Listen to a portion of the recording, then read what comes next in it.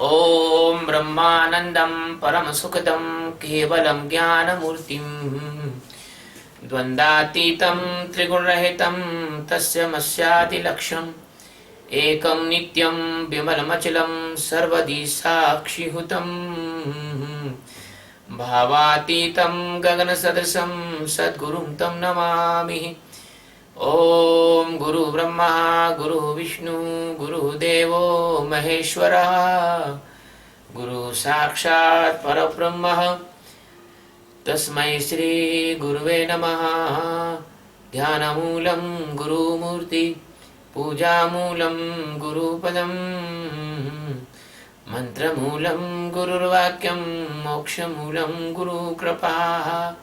सद्गुरु भगवान की जय। स्वामी जी महाराज की जय। शिवोहम। हम जो है गीता के 7वें अध्याय का 10वां श्लोक भगवान सद्गुरु की कृपा से ले रहे हैं। बीजं मां सर्वभूतानां विद्धि पार्थ सनातनम्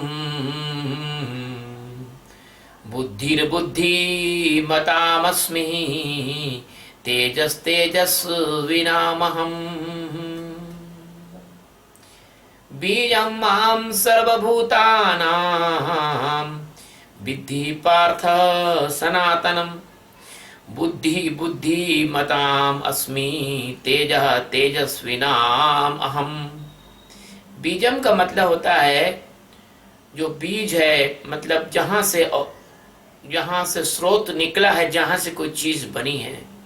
माम यानी मुझको, सर्वभूतानाम यानी संपूर्ण भूतों का, संपूर्ण जीवों का, विद्धि यानी तू जान, बुद्धिमताम यानी बुद्धिमानों की, बुद्धि मैं ही हूं, अस्मि यानी मैं, तेजः यानी जो तेज है, ओज है, तेजस्विनाम यानी तेजस्वियों का, अहम यानी मैं हूं। हे अर्जुन, मैं संपूर्ण भूत प्राणियों का बीज हूं। ऐसे बीज नष्ट हो जाता है तो फिर कुछ आगे वो फसल नहीं होती है, उसका वंश नष्ट हो जाता है। ऐसे ही संपूर्ण भूतों का बीज तू मुझको जान, और बुद्धिमानों की मैं बुद्धि हूं, और जितने जगत में तेजस्वी हैं लोग हैं उनका तेज मैं ही हूं। मेरे सद्गुरु सच्चिदानंद परमात्मा जो अनंत अनंत आकाश गंगाओं के एकमात्र मालिक हैं, आधार हैं, अधिष्ठान हैं, सद्गुरु हैं, मालिक हैं, भगवान हैं। ऐसे भगवान श्री कृष्ण के रूप में इस जगत में पधारे और अर्जुन को माध्यम बनाकर और अपन सब लोगों के लिए एक रास्ता खोल दिया उन्होंने। और भगवान ने ये जो ज्ञान दिया, कुछ लोग मुझसे पूछते हैं कि क्या जरूरत है गुरु की, क्या जरूरत है कि आप प्रवचन करने की, जिसको आना होगा आ जाएगा, पाना होगा पा लेगा। तो मैं उनसे कहता हूं कि महाराज जी क्या जरूरत है सूरज के उगने की? सूरज भी कह देगा कि वाह हमको आने की क्या जरूरत है। क्या जरूरत है माँ को दूध पिलाने की, और क्या आवश्यकता है किसान को अपने भोजन से ज्यादा अन्न उत्पादित करने की? क्या आवश्यकता है वृक्षों को फल देने की? यहां बड़ा ज्ञान बघारेंगे और खुद के जीवन के लिए तो दूसरों पर डिपेंड हो। परमात्मा के ज्ञान अकेले के दुश्मन हो जाते हैं लोग, ये संसारी लोग। भगवान कहते हैं कि हे अर्जुन, जितने भी भूत प्राणी हैं, चाहे वो कीड़े मकोड़े से लेके मनुष्य से लेके तो और मनुष्यतर योनियों के जो लोग हैं, और मैं आपको एक बात बता दूं कि मनुष्य एकदम मध्यमान अवस्था में, बीच की स्थिति में है। मनुष्य से नीचे योनियां हैं, मनुष्य से ऊपर योनियां हैं। ऐसा मत सोच लेना कि आपको मनुष्य योनि प्राप्त हो गई है तो मतलब आप ही हिजाइन सो गए, आपसे बड़ा कोई नहीं है आपसे। मनुष्य के ऊपर देवता है, वो किन्नर है, नाग है, असुर है, गंधर्व है, बहुत से लोग सिद्ध हैं, बहुत ऊपर बहुत सी योनियां हैं, और मनुष्य से नीचे बहुत योनियां हैं। राक्षस हैं, प्रेत हैं, पिशाच हैं, बहुत सारी योनियां हैं, बहुत सारी योनियां हैं। यहां उसका विषय नहीं, इसलिए नहीं बता रहा हूं। तो इन सब जितने भी योनियां हैं, जितने भी जीव हैं, वो सब क्यों मौजूद हैं? क्योंकि भगवान उसके बीच है। भगवान उसके बीच है। बीजम माम सर्वभूतानां, मैं समस्त प्राणियों का बीज हूं।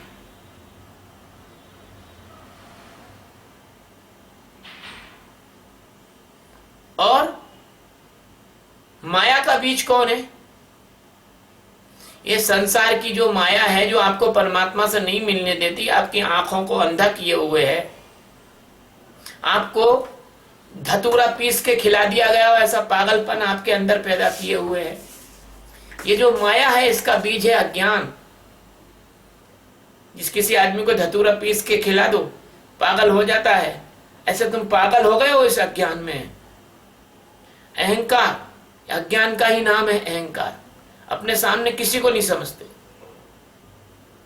कुछ भ्रांति हो गई है आपके जीवन में।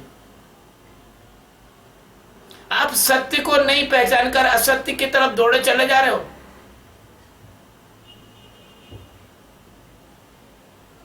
मुझे एक छोटी सी बात याद आती है। एक बार एक राजा मरुस्थल के क्षेत्र में जंगल में शिकार खेलने को गया। एक तरफ जंगल था, दूसरी तरफ मुस्तल था, झाड़ियों का जंगल। उसने अपने मंत्री से कहा कि एक लोटा पानी लाओ ताजा। मंत्री ने एक सैनिक से कहा, जाओ एक लोटा पानी लाओ। सैनिक ने देखा एक ग्रामीण वहां से जा रहा था, उससे कहा एक लोटा पानी लाओ। सैनिक और मंत्री खड़े थे। ग्रामीण जंगल की ओर जाने लगा। सैनिक और मंत्री ने उससे कहा, मूर्ख कहीं के, उधर कहां जा रहा है? नदी तो इधर बह रही है। क्योंकि मंत्री और सैनिक को चमकती हुई रेत पानी की नदी दिख रही थी।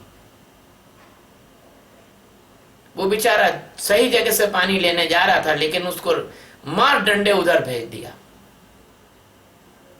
ऐसे तुम्हारा जो अहंकार है, वो सदगुरु की बात नहीं सुनने देता है,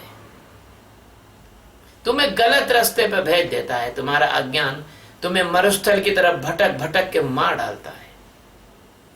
इसलिए माया का बीज अज्ञान है और जीवात्मा का बीज ज्ञान है। सत्य का बोध जब प्रकट होता है, तब जीवात्मा को पता लगता है कि वह तो सनातन है, वो तो कभी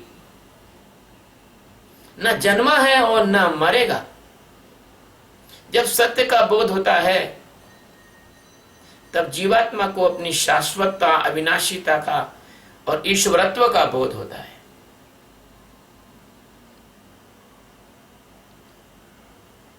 जो जीव है, जहां रहता है, इसको जीव लोक कहते हैं। और जीव लोक बहुत बड़ा, जीव लोक के कई विभाग हैं। पृथ्वी भी जीव लोक है, पाताल भी जीव लोक है, तलातल भी जीव लोक है, अतल भी जीव लोक है, सुतल भी जीव लोक है, वितल भी जीव लोक है, स्वर्ग भी जीव लोक है, ब्रह्मलोक भी जीव लोक है,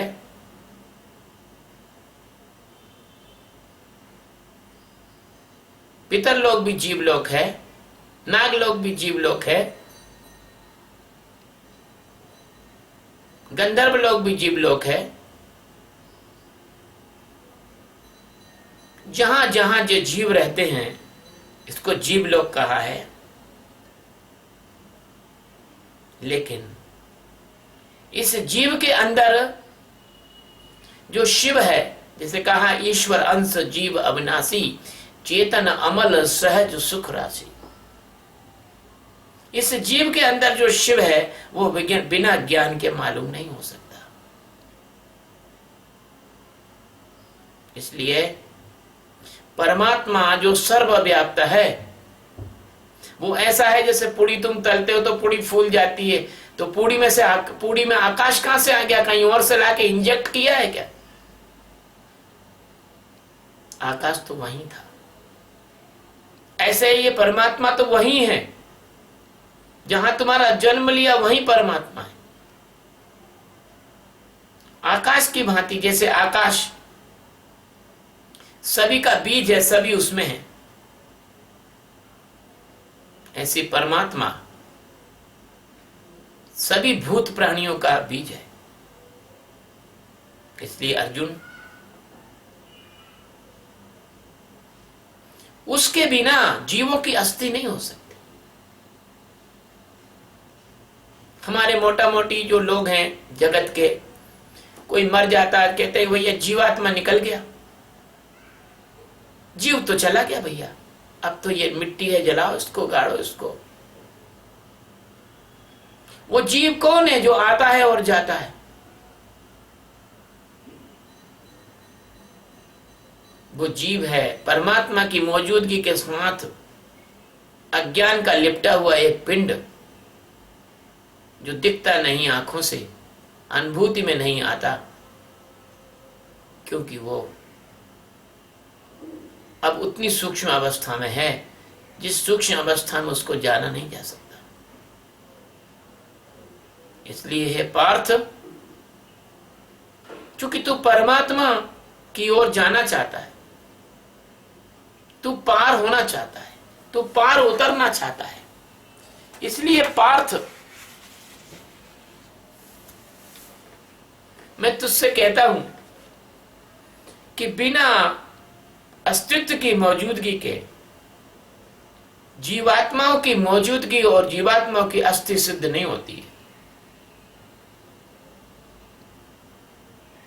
इसलिए तू मुझ सच्चिदानंद को ही समस्त भूतों का बीज, मुझ सच्चिदानंद को ही समस्त बीजों जीवों का अधिष्ठान जान ले। विद्धि यानी जान ले।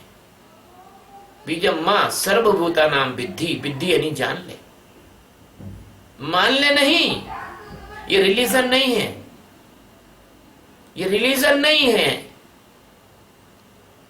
कि मान लो, ईमान ले आओ, मानो कि वो तुम्हारा उद्धारक है। मानने से काम नहीं होने वाला। अगर मानने से काम होता तो फिर भोजन मत करो, मान लो कि तुमने भोजन कर लिया है। अगर मानने से काम होता तो शादी मत करो, मान लो कि तुम्हारी शादी हो गई है।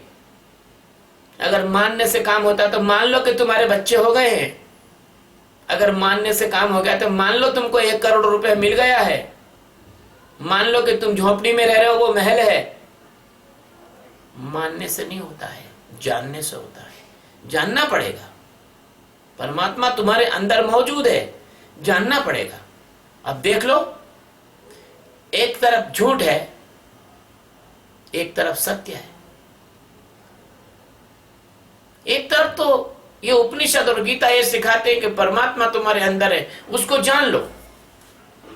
और एक तरफ इस दुनिया में दूसरे लोग कहते हैं कि नहीं, उसको तो कोई जान ही नहीं सकता है, वो तो बात ही खत्म हो गई।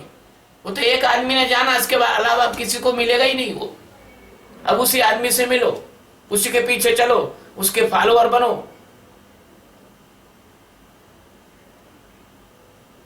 परमात्मा मिलेगा क्या? वो मिला ही हुआ है, आपके अंदर ही बैठा है, हर आदमी के अंदर बैठा है, हर जीवों के अंदर बैठा है। भगवान कहते हैं बीजम मां सर्वभूता नाम, मैं ही सब भूतों का बीज हूं। हमारे एक प्यारा शब्द कहते हैं सनातन। सनातन का मतलब होता है सच्चिदानंद परमात्मा संसार के समस्त जड़ चेतन में समाया हुआ है, व्याप्त है।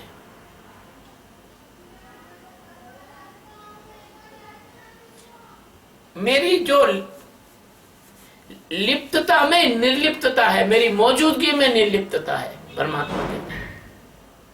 वो मौजूदगी में जो निर्लिप्तता है,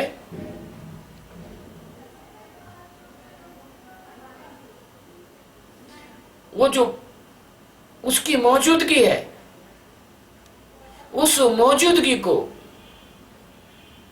जो जान लेता है, वो उन बुद्धिमानों की बुद्धि हूं मैं। भगवान कहते हैं कि बुद्धिमानों की बुद्धि, बुद्धिर्बुद्धिमता अस्मि, बुद्धिमता अस्मि, बुद्धिमानों की बुद्धि में हूं। तो ये बुद्धिमानों की बुद्धि नहीं है कि सोडियम क्लोराइड का आविष्कार कैसे हो गया, और फिर ये बुद्धिमानों की बुद्धि नहीं है उनने का एक मशीन बना दी, कार बना दी। ये उन्होंने साहब कॉलेज के डीन हो गए और बहुत बड़े ऑरेटर हो गए और किसी विषय पर बहुत धारा प्रवाह बोल रहे हैं, और बड़ा बिजनेस में कृष्ण मूर्ति के सामान हो गए हैं, जिसको सुनने के लिए लोग 50,000 रुपए का टिकट दे के सुनने जाते हैं। इंदौर में आए थे कृष्ण मूर्ति, और वहां एक ऑडिटोरियम में उनका स्पीच था, तो इंदौर के लोगों ने 50-50 हजार रुपए के टिकट खरीद के उनको सुना। ऐसे बुद्धिमानों की बुद्धि नहीं हुई, ये तो जगत बुद्धिमानी नहीं है, तो जगत की तुम्हारी बुद्धि इसी जगत में खत्म हो जाएगी, नष्ट हो जाएगी। ये तुम्हारा पूरा का पूरा जो बुद्धिमत्ता है ना, ये जो तुम कंप्यूटर पे सॉफ्टवेयर फलाना ढिकाना, एक खोपड़ी के अंदर एक ढूंसा कोई मार दे, तुम्हारा सब खत्म हो जाएगा मामला। कितना भी बड़ा कोई बुद्धिमान हो, कितना भी कोई साइंटिस्ट हो, कितना भी बड़ा कोई चतुर आदमी हो, अगर उसका सिर कहीं ठीक से टकरा जावे तो वो अपनी बुद्धि खत्म हो जाती है उसकी। वो अपने आप का नाम नहीं पहचानता, पत्नी को नहीं पहचानता, अपनी माँ को नहीं पहचानता, अपने परिवार को नहीं पहचानता, वो एकदम से बुद्धिहीन हो जाता है। तो जो तुम्हारी बुद्धि एक जरा सी चोट बर्दाश्त नहीं कर सकती, उसको भगवान नहीं कह रहे कि बुद्धिमानों में मैं बुद्धि हूं। भगवान वो कह रहे हैं कि जो अपने स्वरूप को जानने के लिए अपनी बुद्धि को उपयोग करके उसको प्रज्ञा के रूप में पहना बनाता है, उस प्रज्ञा का होना ये मेरे से संभव है, वहां मैं हूं। इसलिए दिमाग से निकाल देना कि कोई बुद्धिमान है, तो इस गीता को पढ़ के तुम सोचो कि अरे साहब बुद्धिमानों की बुद्धि में हूं, तो ये तो भगवान का रूप हो गया। इसलिए तो वेस्टर्न कंट्रीज के लोगों ने जो विद्वान था उसको इनलाइटन पर्सन कह दिया, क्योंकि उनको पता ही नहीं कि इनलाइटनमेंट होता ही क्या है। उनको नहीं पता कि इनलाइटनमेंट क्या होता है।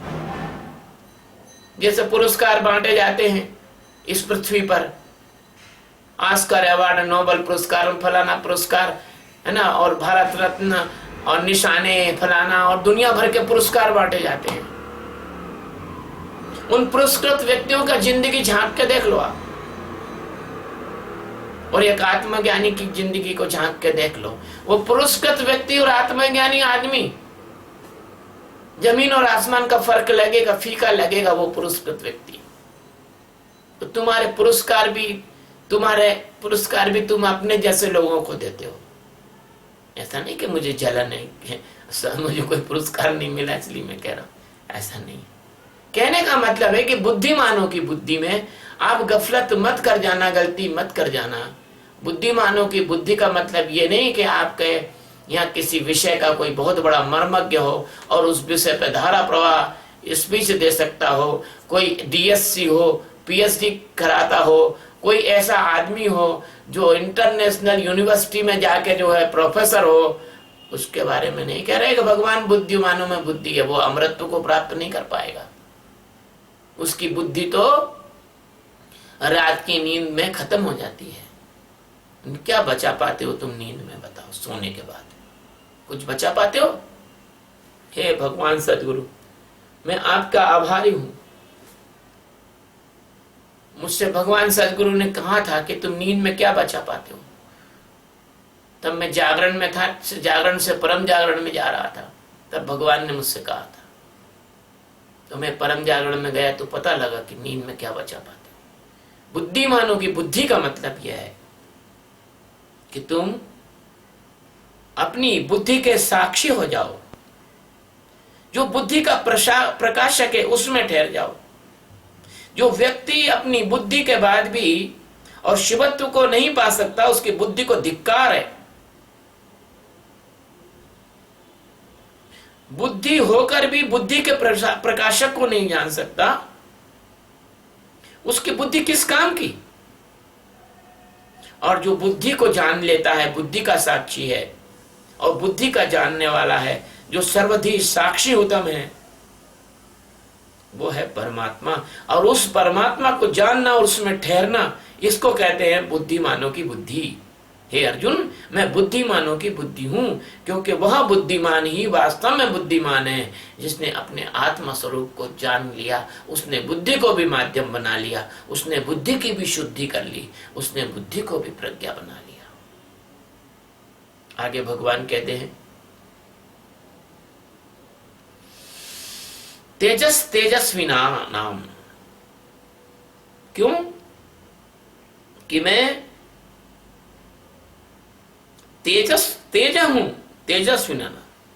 अब बुद्धि के बाद तेज की बात आती है। जैसे रस से रक्त बनता है, भोजन से रस बनता है, रस से रक्त बनता है, और रक्त से मज्जा बनती है। नहीं, रक्त से अस्थि बनती है, अस्थि से मज्जा बनती है, मज्जा से शुक्र बनता है, और शुक्र और वीर्य से तेज बनता है। ऐसे ही यहां आध्यात्मिक जीवन में देखो, आप 15-15, 16-16 साल के बच्चों को, उनके चेहरे पे कितना तेज है, क्योंकि अब उनकी ऊर्जा अभी अधोगमन नहीं हुई है। तो यहां पर जो ऊर्ध्वरेतस संत हैं, जिन्होंने ब्रह्मचर्य का पालन करके, वो ब्रह्मचर्य नहीं जिसको तुम समझते हो, ब्रह्मचर्य का मतलब जो ब्रह्म में जीते जीते जीते जीते उनकी पूरी की पूरी जो ऊर्जा है वो फूट पड़ रही है अंदर से। जैसे किसी कांच के अंदर कोई बल्ब जल रहा हो तो प्रकाश फूट पड़ता है उसके अंदर से, ऐसे उनके अंदर से वो जो परमात्मा की चमक है, तेज है, परमात्मा की व्याप्ति है, वो एक अपूर्व सौंदर्य है, वो फूट पड़ रहा है, उसको तेज कहते हैं। मेरे गुरु महाराज स्वामी ज्ञानानंद जी 105 साल की आयु के थे, लेकिन 105 साल की आयु में भी उनके चेहरे में बच्चों जैसा तेज था।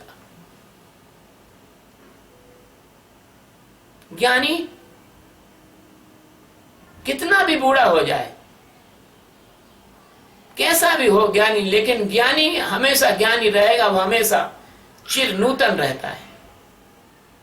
लेकिन तुम्हारे संसार में जो लोग हैं, जो थोड़े से अधेकड़ और बूढ़े हो जाते हैं तो कुरूप हो जाते हैं, और ज्ञानी सुंदर होता चला जाता है, क्योंकि ज्ञानी सुंदरता के उस स्रोत से जुड़ा हुआ है और तेज के उस स्रोत से जुड़ा हुआ है। तेजस्वी नाम तेजस्वी नाम अहम। अगर आपको सही तेज प्राप्त करना है तो आप ज्ञानी बनो। अगर आपको जो है गार्नियर की, पॉन्ड की और महंगी महंगी जो क्रीमें हैं वो खोपड़ी में, चेहरे पर रगड़ने से कोई तेज मिलने वाला नहीं है। तमाम जानवरों की चर्बियों से बनी हुई, तमाम पदार्थों से, केमिकलों से बनी हुई, और चेहरे पर थोप लो, थुपड़ लो, इससे कोई तेज प्राप्त नहीं होता है। तेज प्राप्त होता है अंदर से, तेज अंदर से प्राप्त होता है। तेज की प्राप्ति अंदर से होती है, बाहर से नहीं होती। इसलिए भगवान कहते हैं तेजस्विना अहम, मैं तेजस्विनियों का तेज हूं। और तेजस्वी कौन है? तेजस्वी वो हैं जिन्होंने दुनिया के सबसे फास्टर, सबसे तेज और दुनिया के सबसे ज्यादा सुंदर लोग कौन है? वो ऋषि मुनि हैं, जिन्होंने अपने अंदर मौजूद परमात्मा को जाना है। अरे तुम्हारे सुंदरता, तुम्हारा दुनिया का तेज किसी भी काम का नहीं है। तुम्हारी मिस यूनिवर्स, तुम्हारे जो है मिस्टर यूनिवर्स, और तुम्हारे जो जितने किसी भी काम का नहीं है। क्यों? कि जो है तुम्हारा चुनाव तुम अपने हिसाब से ही करोगे ना। क्या कारण था कि प्राचीन समय में ऋषि मुनि जंगलों में रहते थे और राजा महाराजा उनके चरणों में जाकर अपना मुकुट रखते थे और कई बार क्या होता था, ऋषि कुमारों को राजा महाराजा अपनी कन्याएं भेंट करके शादी करके आते थे। क्यों आते थे? क्या कारण था? ऐसे हजारों लाखों उदाहरण हैं जब सम्राटों ने अपनी कन्याओं को ऋषियों मुनियों के साथ ब्याही है, क्योंकि वो जानते थे कि दुनिया के सबसे सुंदरतम और सबसे सक्षम लोग यही हैं, यही है।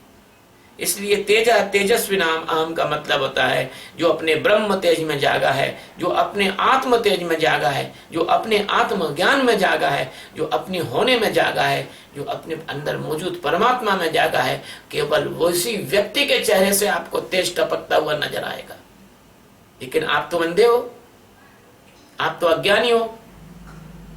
अंधे आदमी के सामने एक सुंदर स्त्री जाके नाच भी बताए तो अंधा आदमी क्या समझेगा, क्या देखेगा, क्या जानेगा?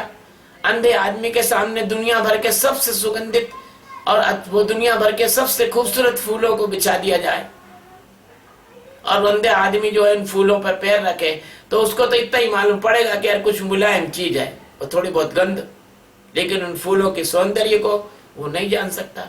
ऐसे परमात्मा के ज्ञान में खिले हुए फूलों के सौंदर्य को आप नहीं जान पाते हो, क्योंकि आप उस जिज्ञासा से भरे नहीं हो। उधर आपका कोई रुझान नहीं है, उधर आपका कोई रुझान नहीं है। यदि कोई समझदार व्यक्ति इस संसार में होगा और मेरा प्रवचन सुन लेगा तो बिल्कुल एकदम से जैसे कि कोई भूखा प्यासा आदमी, जन्मों का कोई भूखा प्यासा व्यक्ति होता है, भोजन की कहीं व्यवस्था हो तो दौड़ के चला आता है वहां, वो दौड़ के चला आएगा, सर्वस्व निछावर कर सकता है, क्योंकि दुनिया का सबसे कीमती ज्ञान है आत्मज्ञान। और इस आत्मज्ञान के विशेषज्ञ बहुत बहुत, बल्कि है ही नहीं, समझो कि बहुत उंगलियों पे गिन लो ऐसे हैं। वो हैं तो उनके पास पहुंचना मुश्किल है।